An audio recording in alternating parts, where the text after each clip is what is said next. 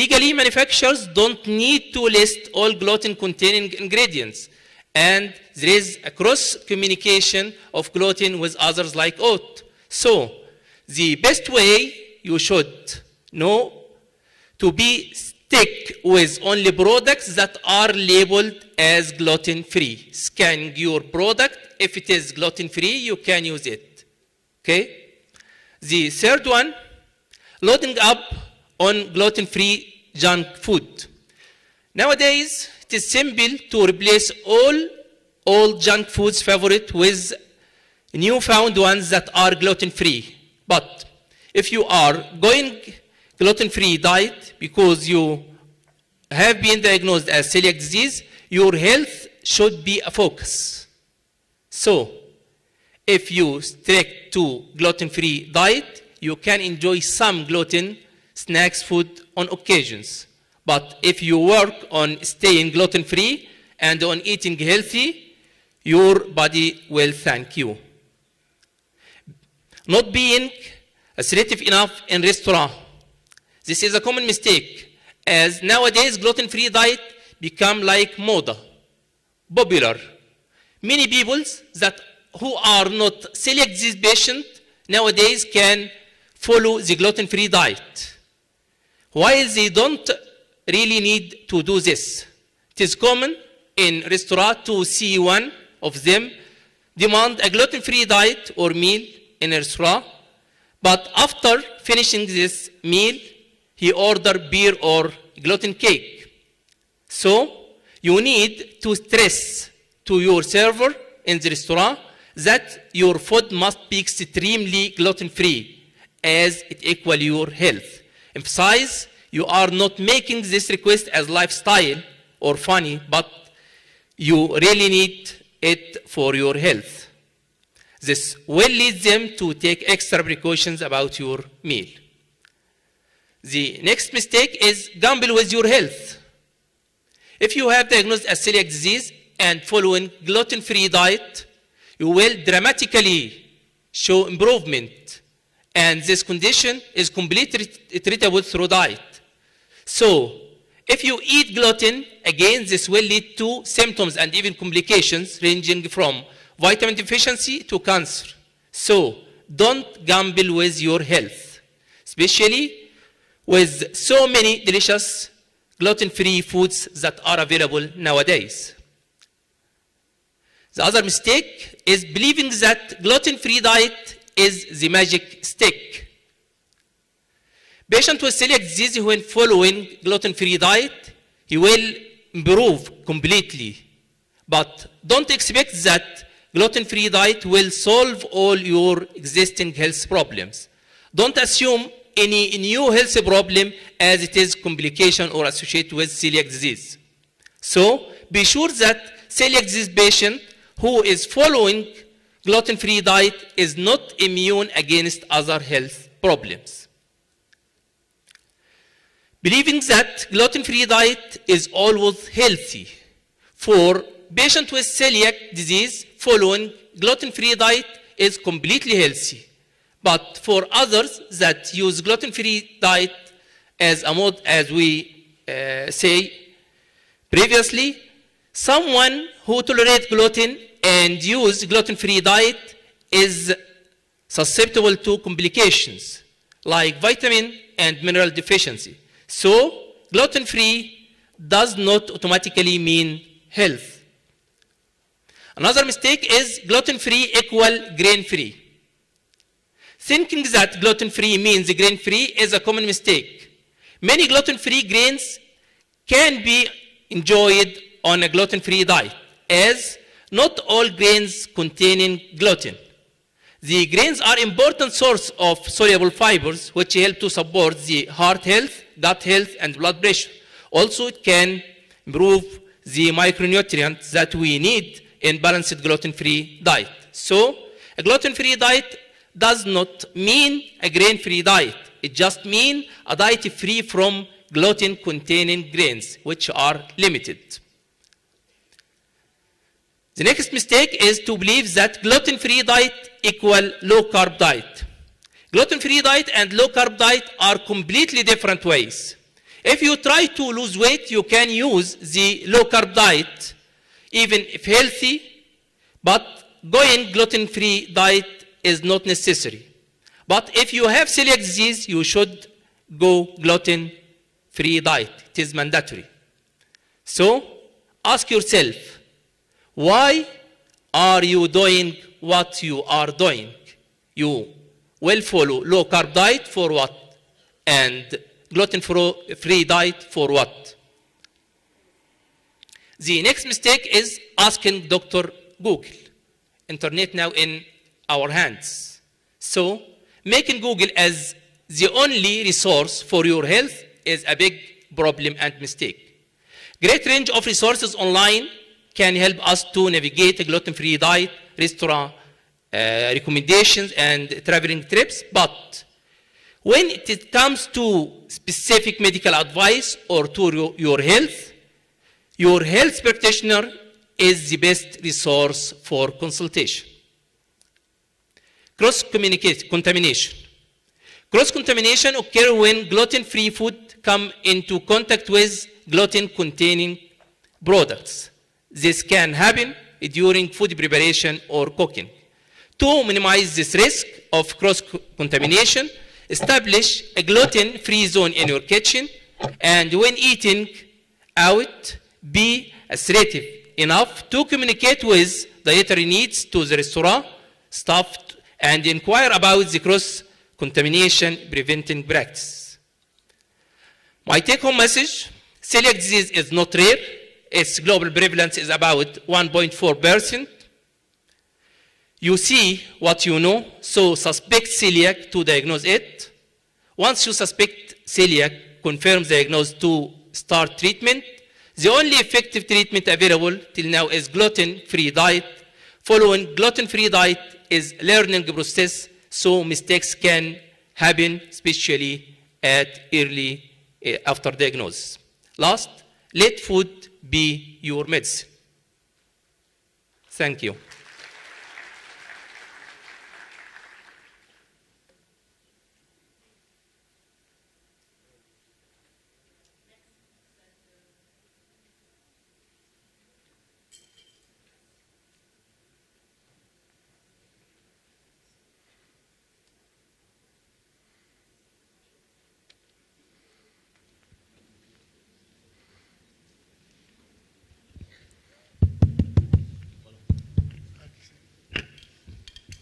Merci pour votre communication. J'espère que cela va susciter des débats. Donc, cette séance a respecté les temps nécessaires, les temps impartis. Et nous passons aux questions. Nous avons 10 minutes de débat. Donc, des questions pour Dr Boudouchas.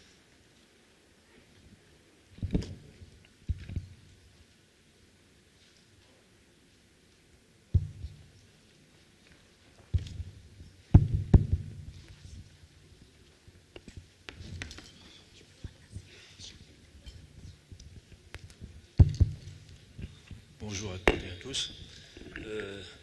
Bon, je te tutoie parce que tu es ma nièce.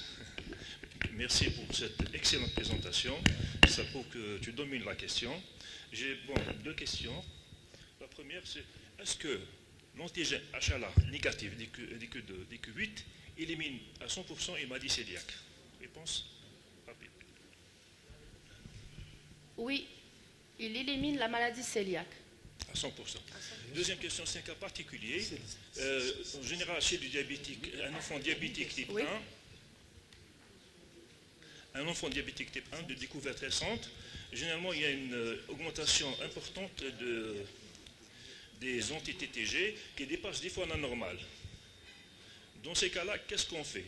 Est-ce qu'on considère que c'est une maladie cœliaque et on traite par l'origine sans gluten? 2, est-ce qu'on passe à la biopsie? 3, est-ce qu'on refait la sérologie 2 mois plus tard?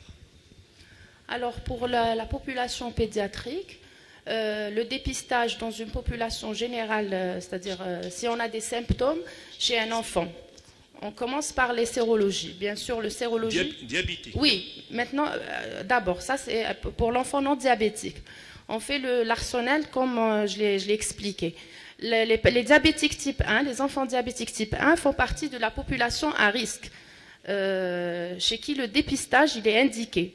Donc, dès qu'on a le diagnostic, en principe, en pédiatrie, le diagnostic d'un diabète type 1, ces enfants doivent être dépistés. Et le test de dépistage, c'est les anticorps antitransglutaminase. Maintenant, si ce taux ne dépasse pas les 10 fois la normale, il est décrit même en l'absence de maladie cœliaque. D'où la nécessité, je vous ai dit que les anticorps anti-endomysium sont préconisés en cas de pathologie dysimmunitaire telle que le diabète type 1. Donc, si on a des taux inférieurs à 10 fois la normale, on doit compléter par le test endomysium. Et s'il est positif avec des symptômes, on doit aussi aller vers la biopsie duodénale. Par contre, si le taux il est supérieur à 10 fois la normale et confirmé par les anticorps anti-endomysium, les dernières recommandations, on peut se passer à la phase aiguë, donc à un âge jeune de la biopsie.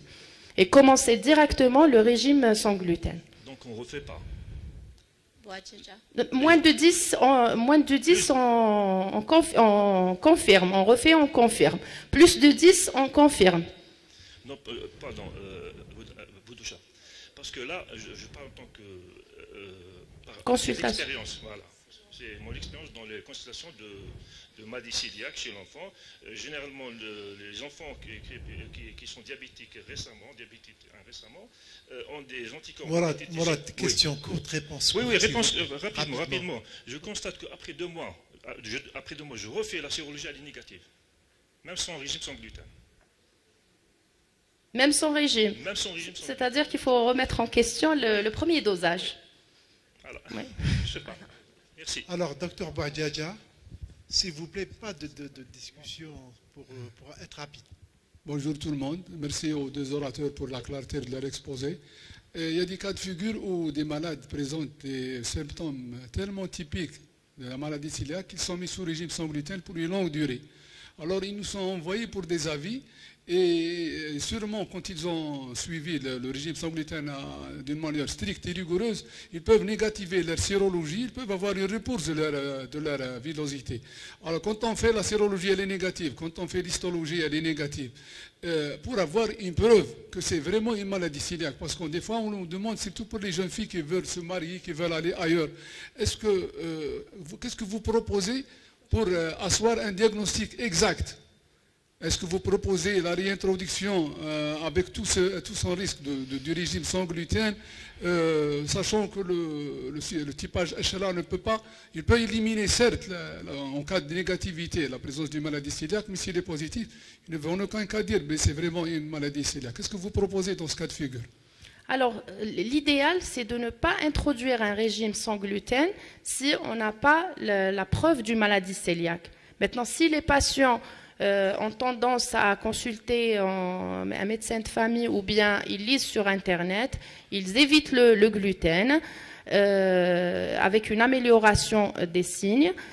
On peut proposer à ces patients une endoscopie, ça dépend aussi du délai de l'éviction.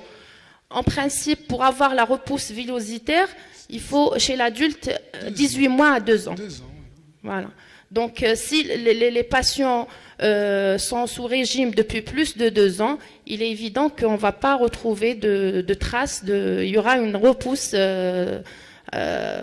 probable des villosités. L'idéal, donc, c'est le but de cette présentation, ne pas proposer un régime sans gluten si on n'est pas sûr du diagnostic. Maintenant, si le patient il a commencé le régime, moins de 2 mois, on peut redoser les anticorps. Plus de 2 mois, on va faire les biopsies et on peut faire le test HLA. Et si le régime il date de longtemps, on est obligé de réintroduire avec de fortes doses le gluten pour restimuler la réaction immunitaire. Merci. Alors, moi, j'ai un cas clinique. La patiente a 200 d'anticorps et elle a une atrophie et elle n'a pas de population lymphoplasmocytaire, elle n'a pas d'infiltration. Elle répond bien au régime sans gluten, elle se sent bien. J'ai proposé un contrôle endoscopique et histologique dans un an, ou est-ce que je dois faire les HLA pour confirmer? L'atrophie villositaire avec... la NAPAT n'est pas concluante.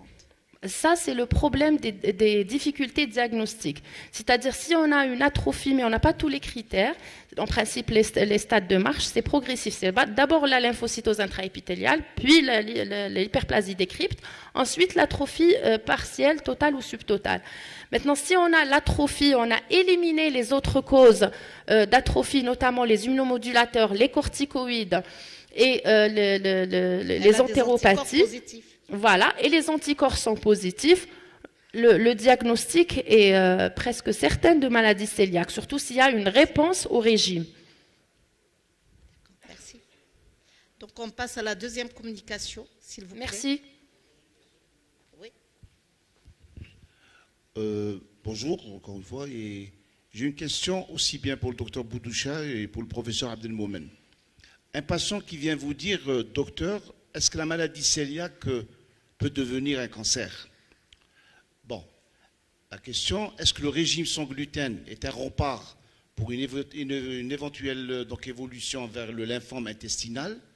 Est-ce que c'est une utopie, c'est une réalité? Est-ce que dans votre pratique, vous avez rencontré des lymphomes intestinales sur maladie cœliaque? J'ai des sujets qui ne suivent pas très bien le régime sans gluten. Est-ce que ce régime sans gluten, pour essayer pour qu'il y ait une bonne observance, est-ce qu'on doit dire aux patients, attention, non seulement on guérit, vous allez avoir quand même une qualité de vie meilleure avec un régime sans gluten, mais ça va dans la prévention du cancer, le lymphome intestinal. Comment on répond à ce genre de patients?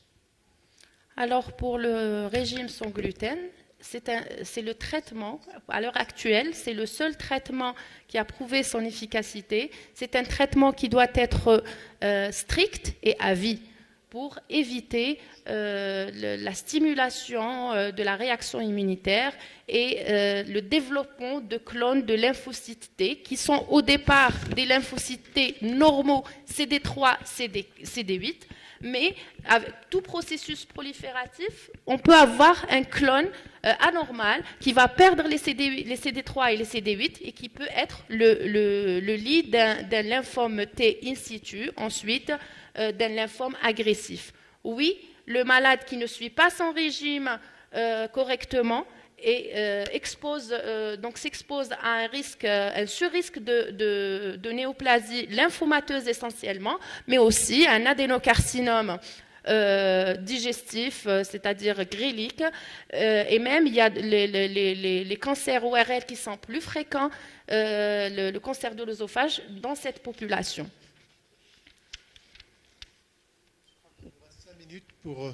Il nous reste 5 minutes parce qu'on est très en retard pour la deuxième question du professeur Abdelmoumen. Oui, Bougueddouma.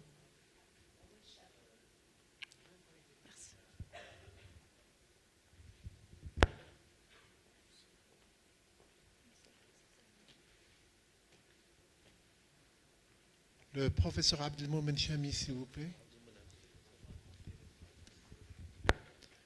Alors, on peut permettre qu'une question parce qu'on est très en retard. Il faudrait qu'on passe à la deuxième session.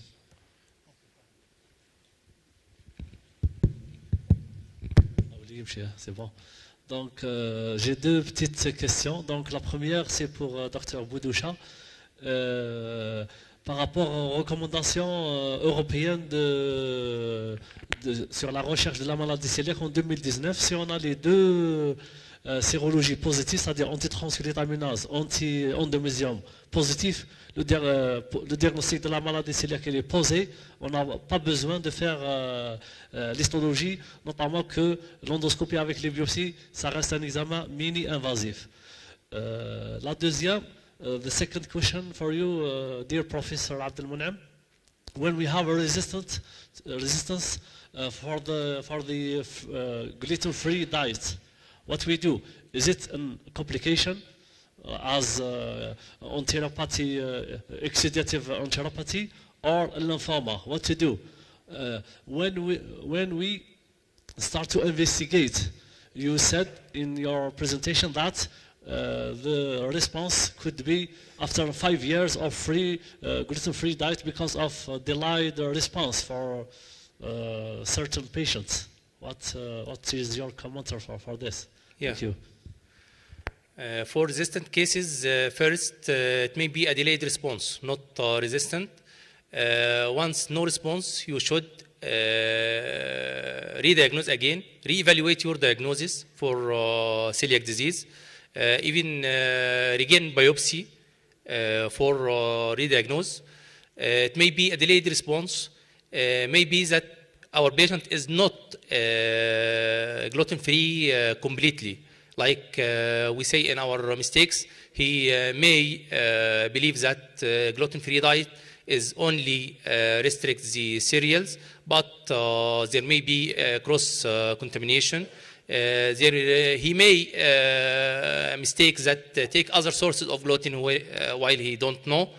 But if you are sure that your patient is gluten-free, which is a therapeutic test for celiac disease, and no improvement, it may be either delayed response or the damage was very severe, so it will last a long time, or you should again re-diagnose your patient, even for biopsy.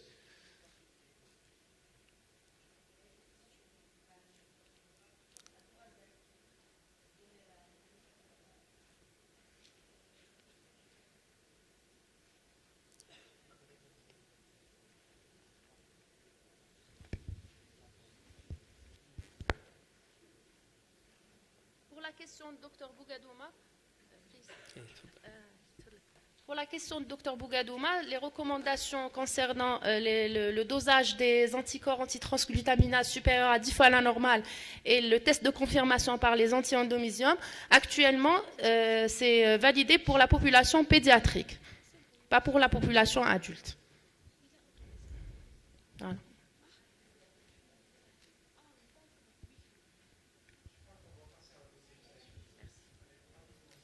Bonjour, j'adresse ma question à Dr Boudoucha concernant les médicaments qui contiennent du gluten.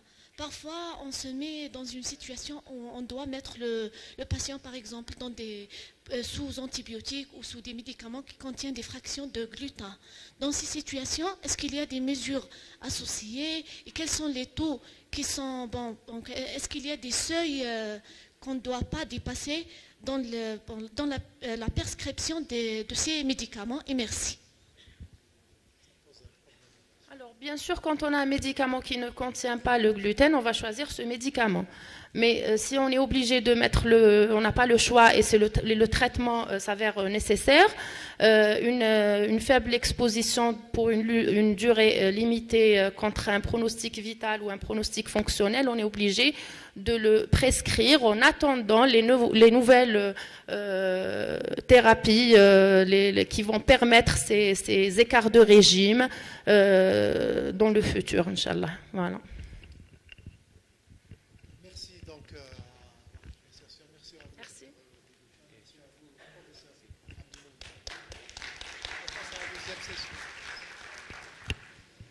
Alors, on entame la deuxième session. On appelle les modérateurs professeur Siddiq, professeur Bendib, docteur Mahboub et docteur Layada pour assurer le déroulement de la deuxième session des Miki.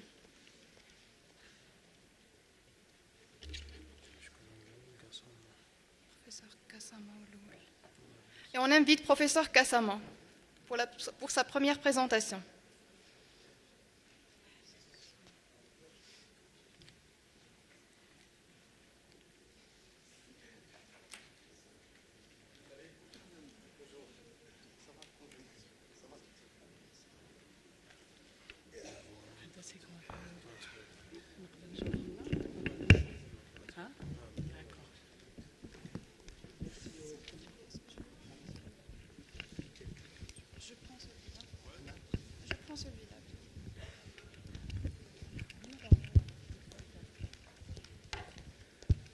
Merci au comité d'organisation de nous avoir conviés à ce deuxième congrès national de gastro-entérologie pour lequel je souhaite le plein succès.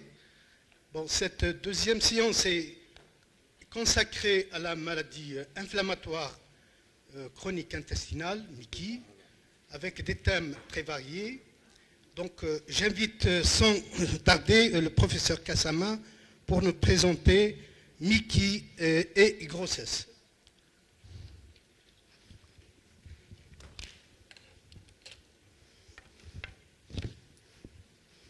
Bonjour, chère audience. Merci pour l'association HIDAB de nous avoir invités et de nous avoir donné l'occasion pour parler de ce sujet, une situation particulière, des maladies inflammatoires chroniques de l'intestin au cours de la grossesse. Et on va dire que ces maladies qui ont une prévalence qui ne cesse pas d'augmenter ces dernières années chez les sujets jeunes et aussi chez les sujets en âge de procréer. Alors, nous allons prendre la route aujourd'hui depuis la conception jusqu'à la naissance. Alors, je vous demande d'attacher vos ceintures pour arriver en sécurité. Alors, pour commencer, on va vous exposer quelques cas de malades de notre consultation. Keltoum, 35 ans, sous azatioprine en rémission depuis 3 ans, pour maladie de Crohn iléocécale. Sarah, 31 ans, porteuse d'une RCH pancolique sous adalimumab depuis 4 ans.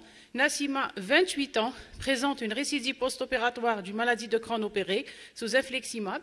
Et Salima, 32 ans, RCH distal en rémission sous 5-ASA depuis 4 ans. Toutes ces patientes souhaitent avoir un enfant. Alors, être atteinte d'une MICI donc, soulève de nombreuses questions qui constituent une préoccupation pour toutes ces femmes sur l'influence de la grossesse sur la fertilité, sur le cours, c'est-à-dire sur le cours de la grossesse, le devenir de l'enfant après l'accouchement, et aussi sur le développement du fœtus, et aussi bien sur l'emploi des médicaments au cours de la grossesse et en postpartum. Alors, nous allons dire que toutes ces inquiétudes vont influer négativement sur le choix et le désir des femmes d'avoir un enfant. Alors, voyons sur cette étude qui a été menée dans le centre IBD-MOM, qui a démontré une prévalence de 17-38% de femmes non désireuses de grossesse par rapport aux témoins. Alors, évoquer une grossesse ou bien prendre une décision d'avoir un enfant est une préoccupation pour les mamans et aussi pour le médecin. Donc, quelle voie emprunter? Et donc, la question va dépendre sur l'importance d'obtenir une rémission et aussi, c'est-à-dire maintenir cette rémission tout au long de la grossesse. En contrepartie, donc, avoir tous les risques, de connaître tous les risques que peut encourir la grossesse sur l'état de santé de la maman et aussi le devenir de son enfant. Alors, savoir évoquer la grossesse selon un cadre de décision partagée entre les mamans et aussi bien les patientes et son gastro-entérologue. Et ceci afin de fournir des informations simples, pratiques pour planifier et accompagner une grossesse afin maintenir une rémission de la MICI au cours de la grossesse. Alors, donc, quelle voie emprunter? Nous allons prendre la route jusqu'à la naissance, en passant par plusieurs étapes, avant la conception, pendant la grossesse et après l'accouchement. Donc, c'est-à-dire, on va passer par plusieurs stations très, très importantes. Alors, tout en respectant les recommandations internationales, donc, qui permettent d'interdire, de limiter, d'autoriser certains médicaments et aussi d'émettre des directives concernant certaines pratiques. En pratique, donc la prise en charge de la MICI au cours de la grossesse, suivant une concertation pluridisciplinaire, faisant appel à un gastro-entérologue, un obstétricien, mais aussi un chirurgien, une diététicienne, un psychologue. Donc, tous ces acteurs jouent un rôle primordial dans l'accompagnement de la grossesse au cours des MICI.